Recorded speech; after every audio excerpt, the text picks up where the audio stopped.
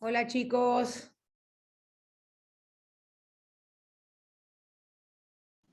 Hola, ¿qué tal? ¿cómo Hola, ¿qué estás? tal? ¿Y Manuel? ¿Todo bien usted? Muy bien, por suerte. Me alegro. Acá recuperándonos del calor de ayer, che. Oh, Mami, sí, terrible. ay, le juro quedé, pero ¿viste cuando decís? Estaba a laburar todo el día con ese calor. Ay, Dios, que está Sí, yo buenísimo, ¿eh? también. No digo que Sí. no, pero bueno, cuando uno puede disfrutar del día, en realidad. Yo me la pasé estudiando, ¿viste? Cuando se te pegan ¡No! las hojas, Ese- horrible, ¿Viste cuando decís? ¡Qué asco! Así. horrible. Yo tuve que hacer un montón de trámites por la calle, llegué al estudio, ¿viste? Cuando decís, no, me compré una coca, digo, no sirvo para nada. No, no, terrible, terrible. Bueno, gente, ¿tenemos alguna idea de la fecha de parcial o ni idea? Ahí tienen el grupo de vuelta. ¿No era el, Eh, no era el 9? Como digan, yo estoy disponible, no hay problema. a mí me gustaría por ahí hablar con varios compañeros, porque yo estaba con la idea de que era el 29 la fecha, como habían publicado, y yo rindo primero, 4 o 6 y el 10. Entonces, del primero al 10 necesitaría definir una fecha, más que nada para el tema de organizarme con el estudio. Del primero al 10 estoy congestionado de parciales y Y a ver cómo cae, espérate, a ver. Porque yo no tengo problema de pasarlo un poquito más tampoco, o sea, quiero decir, no es mi, no tengo, el problema es, tenemos, yo tendría que tomar el 14, el 13 por ahí, si no. Pasa que si no, Se suponete nos va, recuperatorio, se nos va casi Navidad, ¿o no? vamos para Navidad, el 20 estaríamos viendo el recuperatorio, que es lo que no sé. yo no tengo problema. Yo sé por mí doy en año nuevo, mientras no me choque, pero no Yo, hay ningún problema. Yo necesitaría saber una fecha, más que nada por un tema de yo soy muy estructurado y por ahí sí, sí, está necesitaría perfecto, saber no. Ni hablar, porque cuándo rendimos. tiraron un par de días por acá, pero bueno, no sé eso, no sé qué. em, Bueno, hoy lo definimos, Manuel, quédate tranquilo. Lo vemos y si Ya no, de pasamos, última, somos eh, poquitos hoy acá. sí, son re poquititos para fijar fecha, pero ya lo puse en el grupo, a ver si logramos definir la fecha hoy. Y de última, después nosotros lo vemos, Manuel, no te hagas problema. ¿Sí? Si vos estás muy Perfecto. complicado, de última No, armamos no algo para vamos vos. a quedar todos conformes tampoco. Nunca, pero bueno, si todos quieren el 9 y a Manuel está muy complicado, le puedo tomar otro día a él. Yo no tengo historia por eso. ¿Sí? Perfecto, muchas gracias. No, no hay problema. Así que ya lo he hecho otras veces y la idea es que todos puedan rendir, sobre todo ustedes que han venido a todas las clases y poder dar la materia como corresponde. Así que si todos fijan el 9 no te asustes, después nosotros hablamos y ponemos un día nosotros, no te preocupes.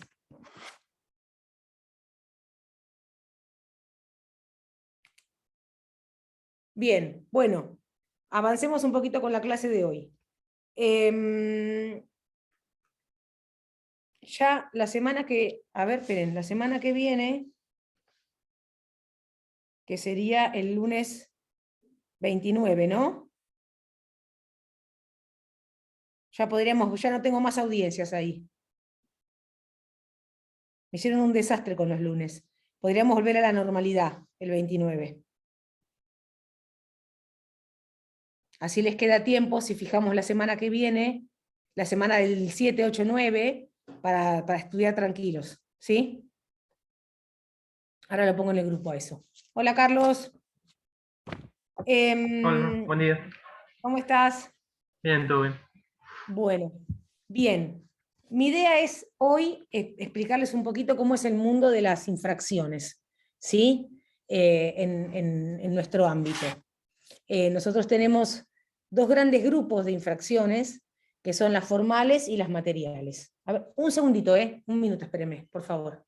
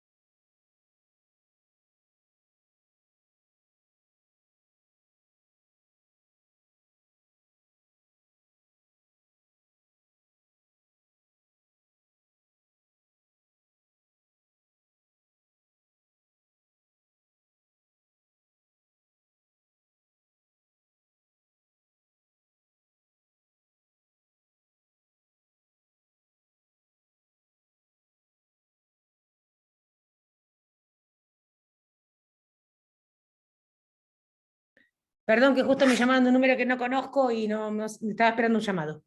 Bien, bueno, entonces volvemos. Es darles un panorama de a ver, cómo funcionan las infracciones en materia tributaria.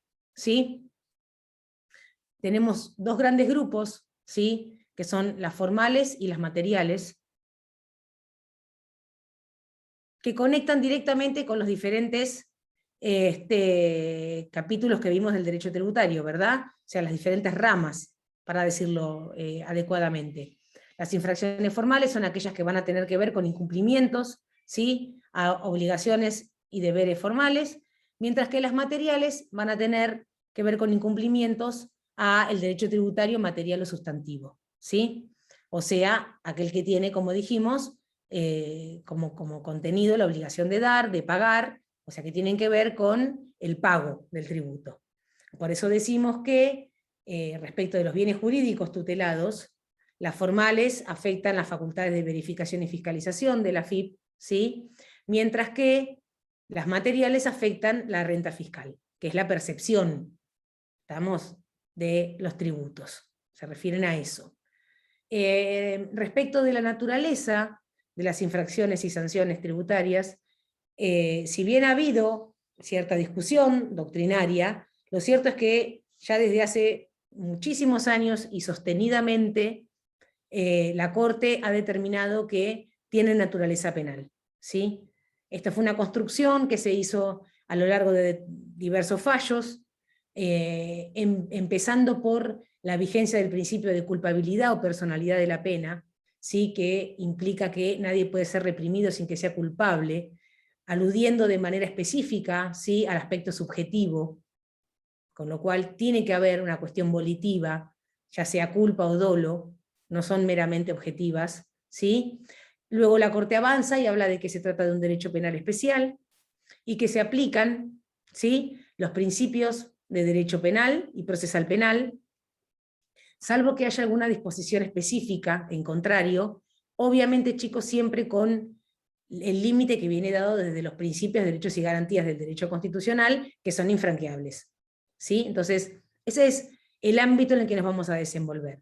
Lo cual es de suma relevancia porque nosotros, como ustedes casi abogados que son, saben que cuando uno tiene que defender un tema, tiene que saber, primero que todo, en qué aguas está nadando, ¿sí? Es decir, qué principios tengo, con qué reglas me muevo. Bueno, acá lo que sabemos nosotros es que nos movemos con los principios y reglas propios del derecho penal, lo cual trae cuestiones que son interesantes a la hora de la defensa, ¿sí? Tenemos, obviamente, el derecho de defensa, el debido proceso adjetivo, el indubio pro reo, la ley penal más benigna. En esta materia de ley penal más benigna nosotros tenemos un fallo que es muy interesante. De hecho, la Corte, en un fallo que ha sido actualmente en estos últimos días bastante renombrado, donde la Corte después de un par de años termina diciendo que en materia penal tributaria el cambio de los montos de condición objetiva de punibilidad involucran, ¿sí?, la aplicación de la ley penal más benigna, cita este fallo Cristalux.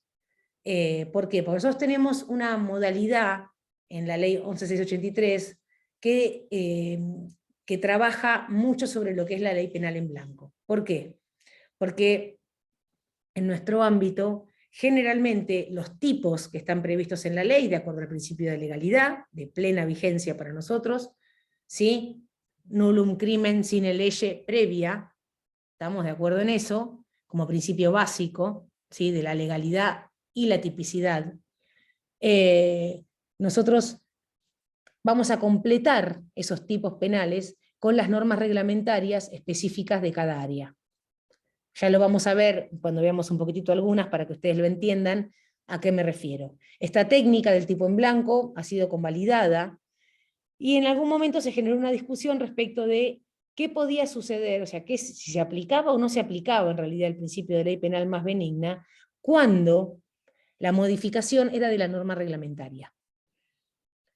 Durante mucho tiempo la Corte consideró que no correspondía la ley penal más benigna, hasta el fallo Cristalux, es un fallo muy importante para tener en cuenta, donde cambió de opinión. Y ahí lo que dijo es que si la modificación de la norma reglamentaria es general y permanente, entonces sí corresponde la aplicación del principio de ley penal más benigna. Yo siempre les traigo algún ejemplo pavote para que ustedes se acuerden. Supónganse que hay un determinado régimen de facturación que exige, por ejemplo, como tenemos teníamos los controladores fiscales, ¿sí? Que había que comprar, que había que instalar y que había que utilizar a los efectos de cumplir con los regímenes de facturación y registración de operaciones de acuerdo a las normas reglamentarias de la AFIP.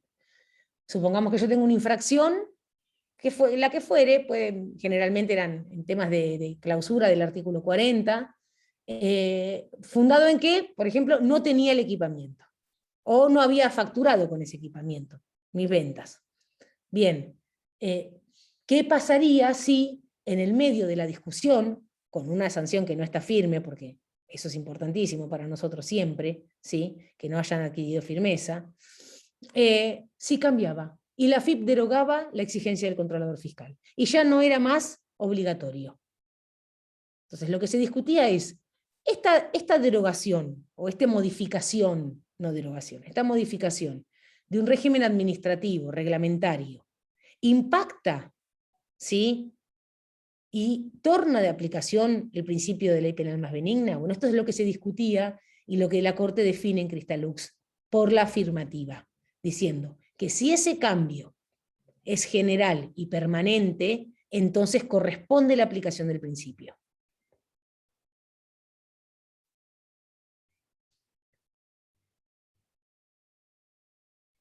Como les contaba, hasta ese momento, el fallo anterior, si no me equivoco, era Argenflora, la Corte no lo admitía, ¿sí? En este caso fue para cuestiones aduaneras, pero saben ustedes que con lo aduanero compartimos mucho, si bien tiene sus diferencias. Por ejemplo, el Código Aduanero claramente dice que las infracciones tienen naturaleza represiva. En lo nuestro, en nuestro ámbito, el ámbito impositivo, eso ha sido una construcción, ¿sí? Que hizo la Corte, tomando como, digamos, como punto de partida lo que la ley 11.683 establece respecto de si la muerte del infractor. Cuando fallece el infractor, entonces las multas quedan sin efecto, las sanciones quedan sin efecto, ¿sí? A partir de ahí entonces se habla de esta construcción de la culpabilidad, personalidad de la pena, y a partir de ahí la Corte profundiza, ¿sí? Ya estableciendo que es derecho penal especial, que se aplican todos los principios, como lo dijimos recién. ¿Qué tenemos en materia de infracciones? Entonces dijimos, formales o materiales. Dentro de las formales tenemos, para empezar, el que nosotros llamamos el artículo 38, nosotros le decimos por artículo, de tanto, es un 38, es un 39, es un 45, ya sabemos más o menos a qué nos referimos, pero ustedes no. Entonces en el 38 de la ley lo que se establece es, ¿sí?, la no presentación de las declaraciones juradas, ¿sí?, en término, por quien estuviera obligado a hacerlo. O sea que el sujeto es un sujeto especial, es un sujeto que tiene que tener la obligación de presentar las declaraciones juradas.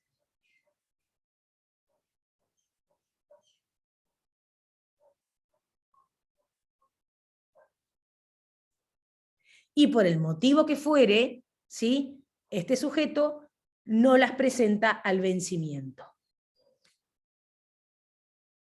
Esos plazos generales están establecidos, como yo les contaba, por la AFIP, en el marco del derecho tributario formal o administrativo, que tiene que ver con la gestión administrativa del tributo.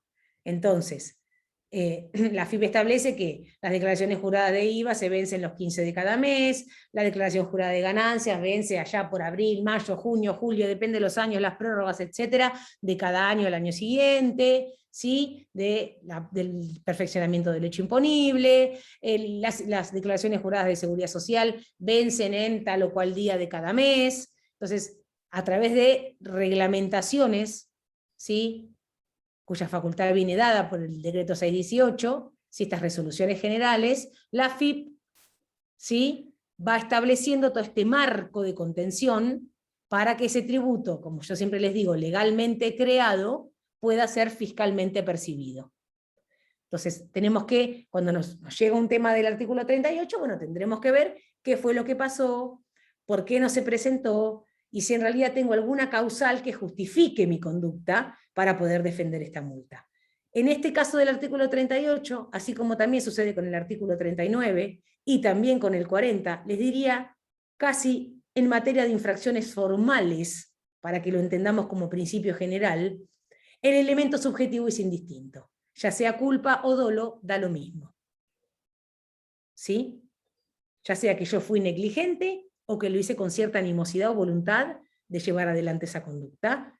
No interesa si yo tengo que analizar el elemento volitivo a la hora de estructurar mi defensa. ¿Sí?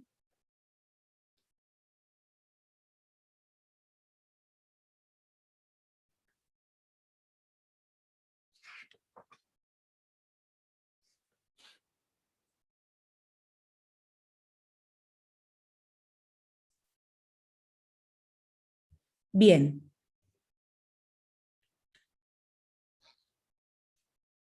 Eso por un lado, ¿sí? Después el 38 tiene agregados a continuación que ajustan y agravan en ciertas situaciones, regímenes de información, o que tienen que ver con cuestiones derivadas del comercio exterior, etcétera, etcétera. A mí lo que me interesa es que sepan que está, ¿sí? Digamos, está establecido como infracción, está penado el hecho de no presentar declaraciones juradas cuando hay obligación de hacerlo en el plazo de vencimiento, ¿sí? Que establece la FIP.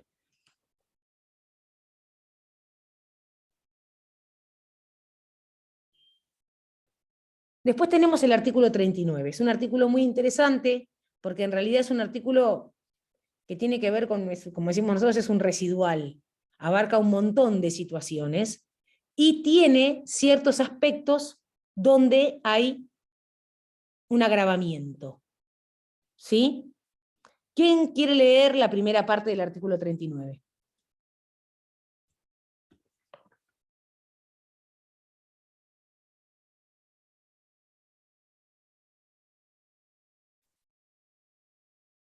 Alguno que me dé una manito. Si me da 2 segundos que la busco, yo no tengo problema. ¿Cómo no, Manuel? ¿Sí?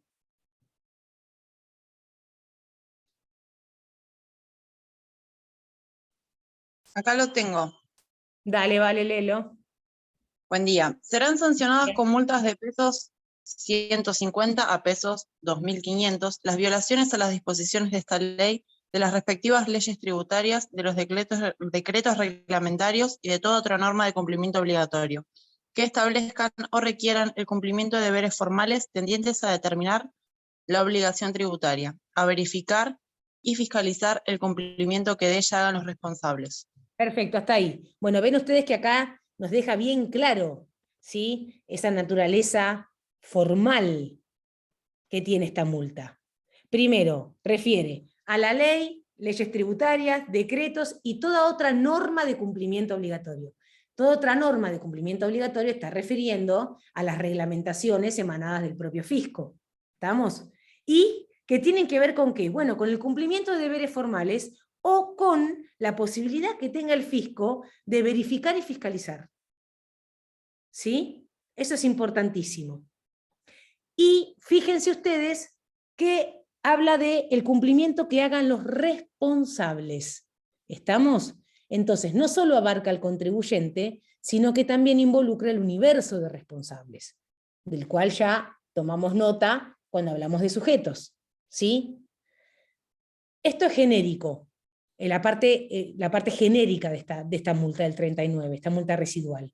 Y después, específicamente lo que a mí me interesa, tiene 2 o 3 cuestiones interesantes. Ajusta y agrava en cuestiones de domicilio fiscal, porque para la FIP hay cosas en realidad que uno las lee hoy y suenan a destiempo, porque en cuestiones de domicilio fiscal todo ha cambiado mucho con la vigencia del domicilio fiscal electrónico, que claramente simplificó muchísimo para la FIP el poder tomar contacto, ¿sí? Seguro, con los contribuyentes irresponsables.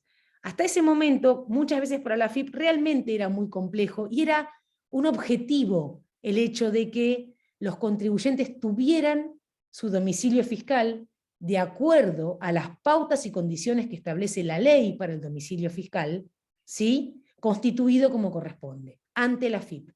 El domicilio fiscal es aquel donde está el asiento principal de los negocios, ¿sí? Del contribuyente. Se declara ante la AFIP y es un domicilio constituido a todos los efectos. ¿Estamos? Entonces, para la AFIP era importantísimo que esa comunicación se diera correctamente, y en ese devenir fue estableciendo un montón de vallas de contención, como digo yo, ¿sí? para empujar a que los contribuyentes dieran los domicilios que corresponden, no lo pusieran en cualquier lugar al domicilio fiscal donde las notificaciones llegaban y nadie se enteraba. Cosa que uno siempre, siempre, siempre, chicos, tiene que hablar en este ámbito nuestro bien claro con el cliente. ¿Quién controla? El domicilio fiscal físico tiene que estar bien constituido, y el domicilio fiscal electrónico tiene que ser controlado por alguien. ¿Estamos? Es muy importante porque la AFIP no nos va a notificar a nosotros como abogados. Nos podemos, como les digo yo siempre, matar constituyendo domicilios. Que la AFIP va a notificar en el fiscal porque el fiscal es el que se constituyó ante el fisco. Y es el relevante a la hora de la comunicación. Y ahí, al fiscal electrónico, se accede con quit y clave. Eso tiene información muy sensible de nuestro cliente. Yo, por lo pronto, esa es mi postura, yo no tengo claves de mis clientes. No entro en las páginas de AFIP de mis clientes. ¿Sí? Les dejo bien claro, siempre, ¿sí? que la responsabilidad de controlar el domicilio fiscal electrónico y hacerme llegar las notificaciones como corresponden es de ellos. Fíjense ustedes que desde ahí se gestiona una empresa entera, hasta el régimen de facturación, hasta las facturas se hacen desde la quit y clave. Ahí está la facturación, todo el devenir económico comercial de una empresa está dentro de esa página. A mí, por lo pronto, personalmente no me gusta tenerlo, de vez en cuando para alguna cuestión muy particular, y a veces porque tiene que ver con que en este camino de la digitalización, las presentaciones se hacen por vía de presentaciones digitales, entonces por ahí pido, pasame la quit y la clave, hago la presentación digital, presento el recurso, el descargo, lo que fuere que me toca presentar como abogada, te devuelvo la pelota y cambia la clave, porque yo no la quiero tener. Después si la cambia o no la cambia, yo ya me lo olvidé, ni siquiera las agendo, no me interesan, ¿sí? Pero mucho cuidado, y antes nos pasaba lo mismo, porque ya fuera físico, ¿estamos? Le iba a llegar al domicilio fiscal. No iba a llegar nunca a nuestro estudio la notificación. Entonces, decirle claramente que tenían que estar atentos. Primero, domicilio seguro, sí te decían, es la empresa, es mi casa, es, bueno, perfecto. Bueno, estate atento, porque cuando te llegue la notificación, me vas a tener que avisar vos a mí. Que para nosotros como abogados es raro, ¿o no? Porque uno siempre está acostumbrado a que es a uno al que lo notifican. Hasta que, obviamente, uno sale del ámbito del procedimiento, entra en el proceso judicial, en el proceso judicial las notificaciones de nuestro domicilio. Y ahí ya estamos tranquilos. Pero hay que ser cuidadoso, porque nosotros tenemos a veces plazos muy cortos. Entonces, es parte de la charla obligada con un cliente. Sea fiscal o sea físico, decirle, mirá, cuando nos notifiquen tenemos 5 días, por ejemplo, en clausura. Yo necesito que estén atentos. Pone un empleado, fija un responsable, me ha pasado, y no más de una vez. No he tenido problema porque yo siempre soy muy clara con ellos. ¿Sí? Decir, alguien me tiene que avisar con tiempo cuando lo reciban para que yo pueda trabajar. ¿Estamos? Y controlarlo, no sé, como los días de nota, martes y viernes, lunes y miércoles, pero 2 veces por semana. Dependen los plazos, ¿no? Hay otros plazos que son de 15 días hábiles, uno dice, bueno, con 1 vez por semana estamos bien. Pues estamos en el marco de un procedimiento de clausura que tenemos 5 días, y yo quiero que lo controlen 2 veces por semana, porque por ahí para cuando lo miraron un lunes y lo miraron al otro lunes ya tengo el plazo vencido casi. ¿Estamos? Entonces, ojo con esto, ¿sí? Porque estas cuestiones que parecen pavadas de todos los días, que son temas operativos, son súper importantes. Y la comunicación clara, y si el cliente es difícil, se lo hacemos firmar. ¿Estamos? Que asume la responsabilidad por las notificaciones. Uno tiene contacto con el cliente y sabe el nivel de complejidad de cada cliente, ¿sí? Entonces, si hace falta, se firma. Es decir, bueno, dejo constancia de que se ha hecho saber al cliente tal y tal cosa, se firma, fue debidamente informado y listo. Y yo me quedo tranquilo y lo guardo en la carpeta. Porque muchas veces las discusiones que nosotros damos tienen una envergadura económica muy importante. Millones y millones de pesos, ¿sí? Entonces, ojo, con cuidado. Un segundo, atiendo una llamada.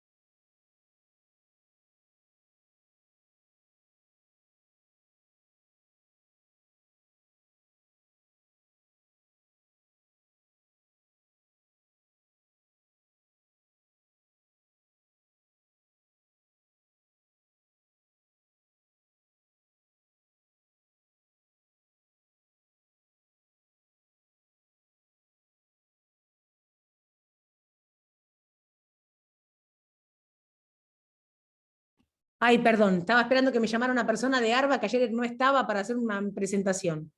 Y yo me había llamado antes y no lo había visto. Bien, es otra de las cosas que están re difíciles con el tema de la pandemia, que si turno sí, que si turno no, que si están unos, están otros, mamita, nos vuelven locos. Bien, bueno, entonces, vuelvo. Mucho cuidado con esto, porque ahí es donde nosotros nos tenemos que cuidar en el ejercicio profesional, porque ahí es donde podemos quedar confusamente metidos en un tema de responsabilidad profesional. Y tenemos que aprender a cuidarnos, como digo yo siempre. Y por ahí me sale la madre universal, esa que tengo adentro. Ojo con los poderes. Mucho cuidado. No importa que esto quede grabado, pero si uno al cliente no le genera confianza, no tiene muy claro, ¿sí?, a qué se dedica y cuestiones que ya no necesito explicarles un poquito más en profundidad, seamos cuidadosos con los temas de poderes, ¿sí? Si no tenemos claro quién nos está dando el poder. Te traen un poder y decís, ¿y este poder de dónde salió? ¿Sí? Y sobre todo, se los digo porque yo me dedico al derecho penal tributario y porque lo he visto, no porque lo invento, nunca, nunca como abogados poderes de administración. Nunca. Porque ahí entramos en otra cancha. Eso va mucho más allá de nuestro ejercicio profesional. ¿Sí? Siempre poderes para juicios, ¿sí?, que tengan que ver con nuestro ejercicio profesional. Poder general, amplio, para asuntos judiciales o administrativos, poder especial para un juicio determinado, pero nunca poderes para administrar las empresas. ¿Estamos? Sean cuidadosos con eso. Ante la duda, patrocinio. No importa que nos complique. ¿Sí? Con la firma, sí, firma, no. Nos cuidamos. Porque el día menos pensado podemos tener un problema. Y yo tengo varios casos de abogados dentro de asociaciones ilícitas por poderes. Porque eran poderes que exceden el marco de nuestra actuación como abogados. Nosotros podemos defender hasta el fin del mundo, lo sabemos, no hace falta que se los diga, así como un penalista, defiende delitos hasta de los más horribles que pueda llegar a haber, porque para eso estamos los abogados y todo el mundo tiene derecho a la defensa. ¿Sí? Pero siempre que estemos actuando como abogados y no desnaturalicemos nuestro accionar, haciendo cosas que exceden el marco de la defensa. Ojo, porque hay más de un caso. Entonces, y ustedes son jóvenes y recién empiezan, y como yo digo siempre, chicos, porque lo he vivido, no yo, ¿no? Me ha tocado vivirlo acompañando gente, cuando llega el momento y a uno está complicado, no hay honorario ni plata que te haya pagado tener que pasar por una cosa así. ¿Sí? Entonces, esto ya es más consejo de madre que otra cosa, o de la experiencia. Pero, y ante la duda, consultan, lo ven, lo charlan, o van por la parte por lo más cuidadoso. Y si el cliente no quiere, y vendrá otro cliente, chicos. ¿Sí? Pero nunca se comprometan personalmente. Porque ellos son clientes, no dejan de serlo. ¿Sí? Más allá de toda la lealtad, y mis clientes siempre se ríen conmigo porque yo soy peor que ellos para defenderlos. ¿Sí? No tiene nada que ver con eso. Pero siempre sabiendo que es el cliente y yo soy yo. ¿Sí? Que yo me cuido a mí misma. Bien. Entonces, el 39, como les decíamos, es este tipo residual que tiene ciertos ajustes en materia de domicilio fiscal y, vale, estás por ahí, no se me fue Valeria. Manuel, si vos lo tenías a mano, el punto 2. El punto 2 dice, la resistencia a la fiscalización por parte del contribuyente o responsable consistente en el incumplimiento reiterado de los requerimientos de los funcionarios actuantes, solo en la medida en que los mismos no sean excesivos o desmesurados respecto de la información y la forma exigida, y siempre que se haya otorgado al contribuyente el plazo previsto por la Ley de Procedimientos Administrativos para su contestación. Bueno, esto es importante, ¿sí? Es importante porque una resistencia pasiva podría dar lugar además a un pedido de allanamiento por parte del fisco. ¿Estamos? Entonces, reiterados, tiene que ser más de uno, habiendo dado el plazo de ley, y acá cuando se hizo esta reforma, finalmente se puso en claro cuál es el plazo, porque vieron que cuando hablamos de la inspección yo les conté que no había reglas, que acudíamos a los principios generales, al derecho administrativo, al derecho constitucional como límite, pero no había reglas claras. Bueno, el plazo entonces de un requerimiento para que sea válido es el de la ley de procedimiento, que son 10 días hábiles administrativos. Y también es muy interesante lo que dice la norma respecto a lo excesivo o desmesurado, ya sea por la información o por la forma. ¿Sí? Lo que me habla de esta razonabilidad que tiene que tener aquello que la FIP me pide en relación al objeto de la fiscalización. Este inciso 2 vino a traer mucha claridad en cosas que no estaban, que sabíamos que eran de una manera, pero no estaba escrito en ningún lado que eran así. ¿Sí? Entonces, contrario sensu, como nosotros siempre sabemos interpretar, decir, bueno, hay un requerimiento excesivo, hay un requerimiento desmesurado, no se cumplió con el plazo, no es válido. ¿Sí? Este inciso 2 lo podemos usar mucho para trabajar allá, en la fiscalización, como límite. Una consulta. Sí, Lo excesivo o desmesurado, tanto de la información como de la forma, ¿es una cuestión de hecho o qué es, cuál es el parámetro que yo tengo para determinar cuándo? Es una cuestión de hecho. Es casuística pura, Manuel, casuística. Ahí, a ver, si a mí me piden, no sé, una empresa multinacional, dicen, quiero la facturación de 2017, 18, 19 y 20, y yo le digo, y mirá, la facturación son, no sé, 50 cajas, sí, lo quiero fotocopiado. No, mirá, o sea, no. Vení, lo pongo a disposición, lo podés ver, ¿sí? O sí, me están fiscalizando el 2020 y me piden cosas del 2015. que están prescriptas, ¿me entendés? A eso se refiere, al análisis en el caso particular de la razonabilidad que te están pidiendo en relación al objeto de la investigación. Y seremos nosotros los que como abogados deberemos argumentar como corresponde por qué es excesivo o por qué es desmesurado. Para poner un freno. ¿Poner un freno para qué? Para no caer en resistencia pasiva, como le decimos nosotros. Porque si yo caigo en resistencia pasiva, soy posible de una multa, ¿qué es lo de menos? Me van a marcar el quit en el padrón, me pueden pedir un allanamiento, pueden entrar con la fuerza pública, o sea, hay un montón de cuestiones, ¿sí?, complejas que involucra el resistirse a una fiscalización.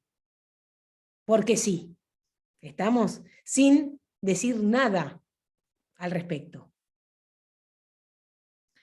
Bien, por otra parte, tenemos la omisión de aportar los datos, ¿sí?, en materia de operaciones internacionales, y el 4, que es muy interesante, es la falta de conservación de los comprobantes y los elementos que justifican los precios en operaciones internacionales, ¿sí? Son dos tipos ajustados que tienen que ver con todos los agravamientos, porque el 39 también tiene agravamientos para regímenes de información, para operaciones internacionales, ¿estamos? Pero lo más importante entonces es, del 39, entender de qué se trata. Es un residual que está previsto para todo tipo de incumplimiento de normas de carácter obligatorio que tengan que ver con deberes formales. Y, sobre todo, el inciso 2 de resistencia pasiva a la fiscalización. Después viene el artículo 40. El artículo 40 tiene lo que nosotros llamamos una formal agravada. Formal agravada, ¿por qué? Porque ahí la Corte, cuando trabaja sobre el tema, un segundo. Buenísimo, Lea, genial, excelente, que ya me está esperando, así que 2:30 estoy ahí con Delfina y hacemos todo. Porque ahí la Corte ajusta el bien jurídico en materia de clausura. Y nos dice que son las facultades de verificación y fiscalización aquello que se protege, pero además también se protege la debida circulación de los bienes. ¿Sí? La circulación económica de los bienes. El 40, ¿sí?, tiene un procedimiento especial.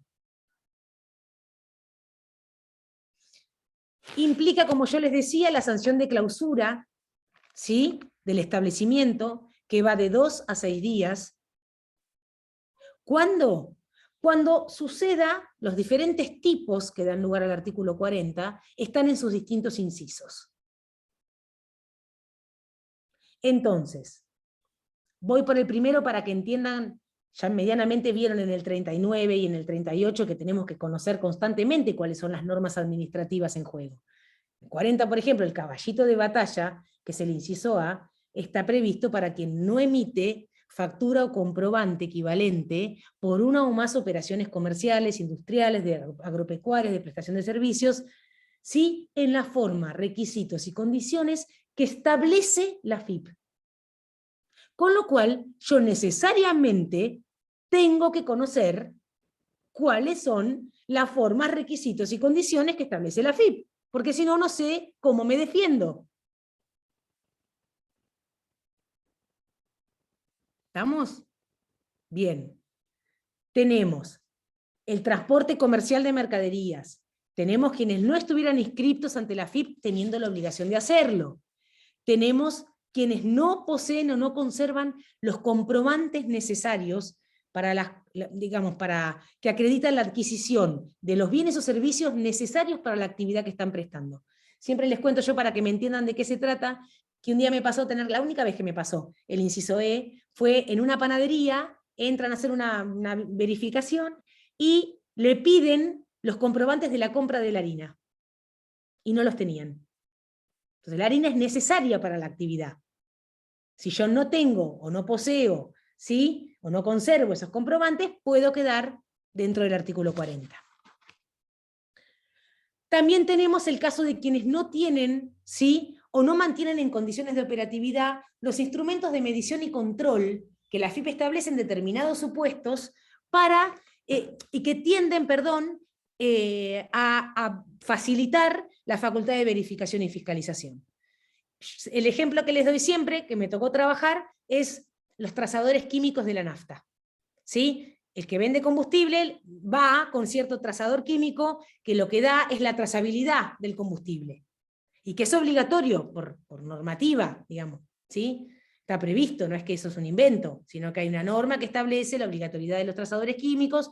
De hecho, era algo tan cuestionado y tan complejo, porque era algo que era solo importado y valía en dólares y era caro. Tanto fue así que tanta presión se hizo que lograron, desde digamos, las áreas propias no sé, serán las agrupaciones de la gente que se dedica a esos temas, que lo que pagaban por estos trazadores químicos pudieran tomarlo a cuenta de la declaración jurada de IVA en su momento. ¿Sí? Entonces, si yo no los tengo, y ha pasado, en Mar del Plata se trabajó desde el 39, pero en Capital se trabajó desde el 40, y en los dos podía encajar, dependía cuán, digamos, cuán agudo quería ser el fisco a la hora de controlarlo, el hecho de no usarlos o no tenerlos, estos trazadores. Porque ven ustedes que podría encajar en los dos. Hay una norma obligatoria que genera este deber de utilizarlo, va por el 39 encabezado, o en el 40F, en el inciso donde te dice vos no usás un instrumento de medición y control. ¿Sí? Y lo que queda abajo tiene que ver con seguridad social. ¿Estamos? ¿Cómo es un procedimiento en materia de clausura? Bueno, es distinto. Vamos a analizar, antes de entrar en materiales, vamos a analizar cómo es en el 38 y en el 39, que lo que yo quiero que ustedes se graben es que es de la misma manera que es en las materiales. ¿Sí? 45, 46, 48, 38, 39, 45, 46, 48, tienen el mismo procedimiento. Mientras que el 40, que es la clausura, tiene uno totalmente distinto. El de las multas es sencillo, ¿por qué? Y no me voy a extender mucho porque ya lo conocen. Es exactamente igual al que vimos cuando vimos determinación de oficio. Me dan una vista con los cargos debidamente fundados, ¿sí? Con el encuadre legal. Esto está previsto en el artículo 71 de la ley.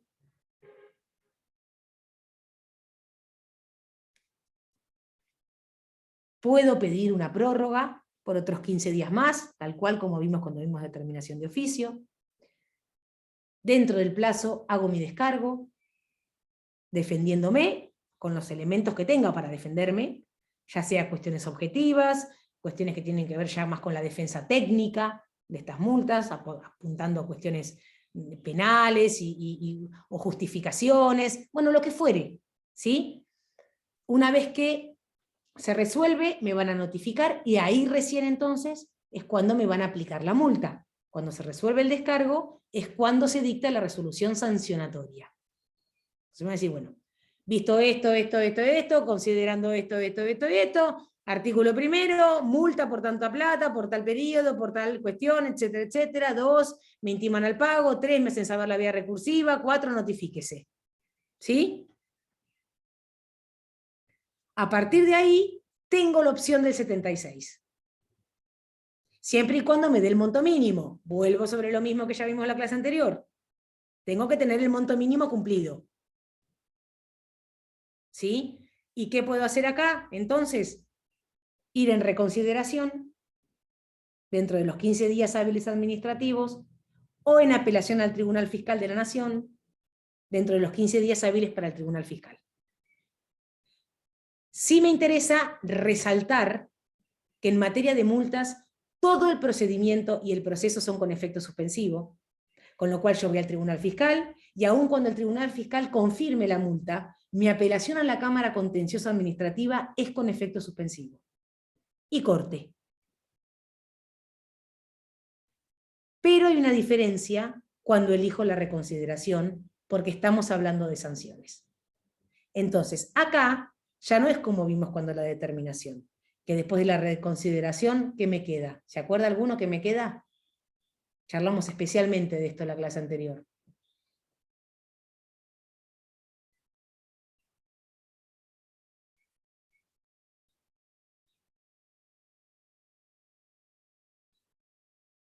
Arriesguen, estamos para eso acá.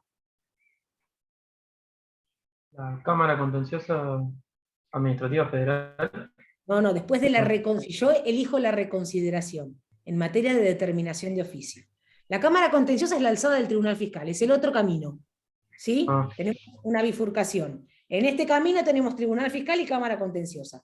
En este camino tenemos la reconsideración en materia de determinación de oficio. Una vez que resuelven la reconsideración, ¿qué les conté yo? ¿Qué me queda? Hablé de un fallo de corte, de monto mínimo sí, monto mínimo no, que dependerá, que habría que verlo. No estoy seguro, pero tiene que ver con una declaración jurada, ¿tendría que ver? No, ni ahí. No, eso es anterior, Manuel. Ah, es anterior, perfecto. Inspección. Me queda, ¿se acuerdan? Pagar y repetir. No tengo, al decir de la Corte, si yo opté y elegí la reconsideración, no tengo la demanda contenciosa de la Ley Nacional de Procedimiento Administrativo del artículo 23. La Corte dijo que no corresponde. Porque yo elegí sabía, y entonces, frente al rechazo de mi reconsideración, lo único que me queda es pagar y repetir. No funciona de la misma manera en materia de multas. En materia de multas, la ley 11.683 en sí misma tiene previsto el acceso a la justicia. Acceso a la justicia que se da a través de lo que llamamos la demanda contenciosa administrativa, que está específicamente prevista en la ley 11.683, artículo 82, ¿sí? Esta demanda se presenta, obviamente es el ámbito federal, en el juzgado federal, que tenga competencia en lo contencioso administrativo, ¿sí? Dentro de los 15 días hábiles judiciales de notificado el acto administrativo que resuelve mi reconsideración. Y se presenta directamente en la justicia, entra al juzgado que esté de turno, se comunica por escrito a la AFIP para que la AFIP sepa que eso no está firme, y el juez federal lo primero que hace es liberar un oficio al fisco, haciéndole saber la demanda y pidiéndole que le remita el sumario. A partir de ahí tenemos trámite un poquito sui generis en algunas cuestiones en las que la ley avanza en cuestiones procesales, pero regidas principalmente por el Código Procesal Civil y Comercial de la Nación. Yo digo que lo nuestro nos hace conocer todos los ordenamientos. Procesal penal de provincia, procesal penal de nación, procesal civil de provincia, procesal civil de nación, todo. Todos los regímenes, digamos, locales de provincias y municipios en los que tengamos que trabajar, Córdoba, Santa Fe, Misiones, Mendoza, ¿sí? AGIP, en Cava, hay que tener como una agilidad importante cuando uno se dedica a esto para saber dónde estás parado y cuáles son las reglas de juego, ¿sí? Entonces, en materia de multas, el cambio es que después de la reconsideración tengo la demanda contenciosa del artículo 82. Con efecto suspensivo.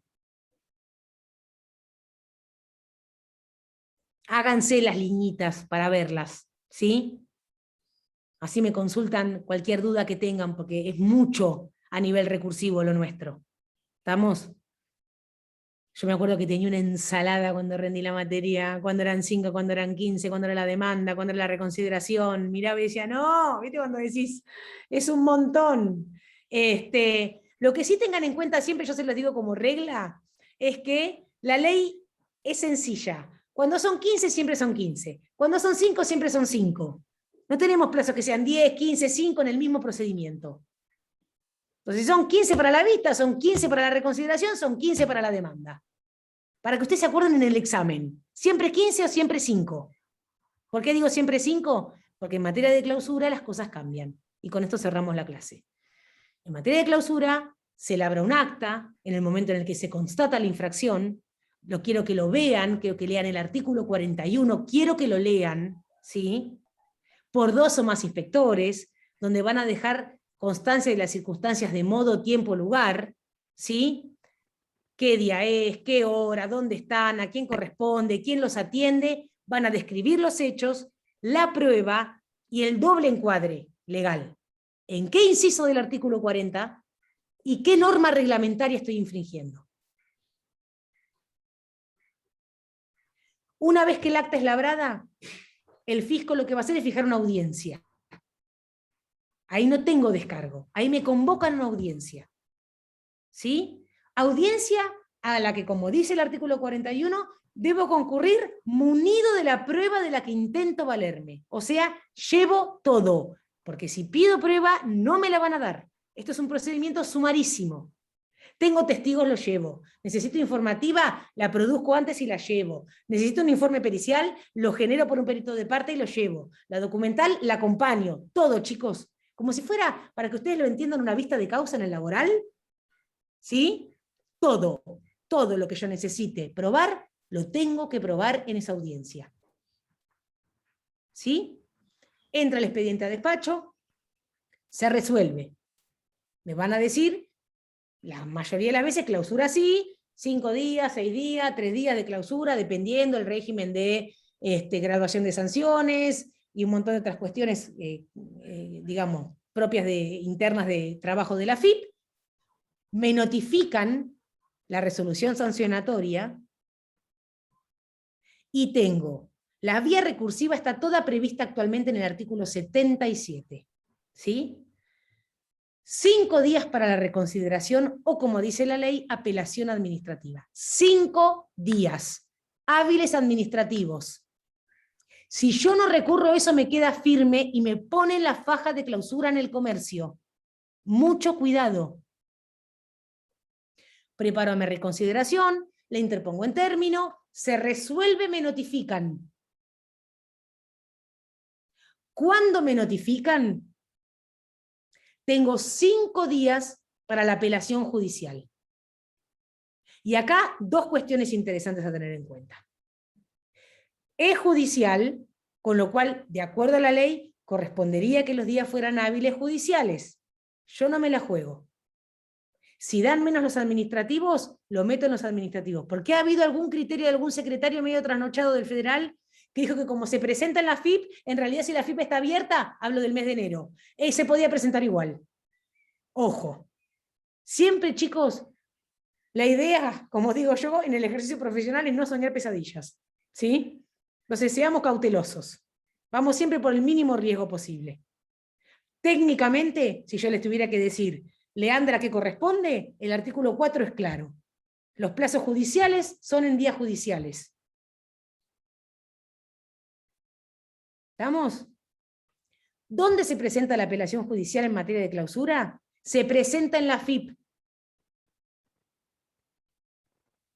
En este momento, a través de la vía digital, siempre nosotros decimos en la agencia que corresponde al domicilio fiscal del contribuyente, que es donde está inscripto. ¿Estamos? Hoy les diría vía presentación digital. ¿Sí? Por página. Bien, dentro de los 5 días. Y acá sí, ojo, es un recurso de apelación judicial. Con lo cual, ¿qué requiere? Patrocinio letrado.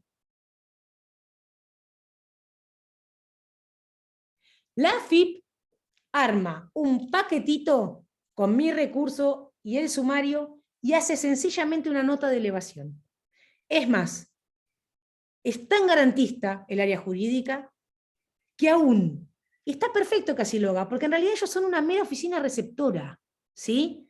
Aún cuando yo lo haya interpuesto fuera de plazo y surja claro, o no tenga patrocinio, y esté todo claro que no correspondería ese recurso, que sería improcedente o inadmisible, dependiendo del caso, del supuesto, lo eleva igual. Y que el juez diga lo que tenga que decir. Y entonces vuelvo, hace una notita de elevación, pone el moño, y dentro de las 24 horas se lo eleva al juez federal penal en turno. Penal. Esto no va a lo contencioso, esto va a lo penal, va vía Monte y Bolívar. ¿Sí? Y ahí arranca el trámite de acuerdo a un procedimiento abreviado, siguiendo las reglas del Código Procesal Penal de la Nación. ¿Qué efecto tiene este recurso? Tiene efecto suspensivo.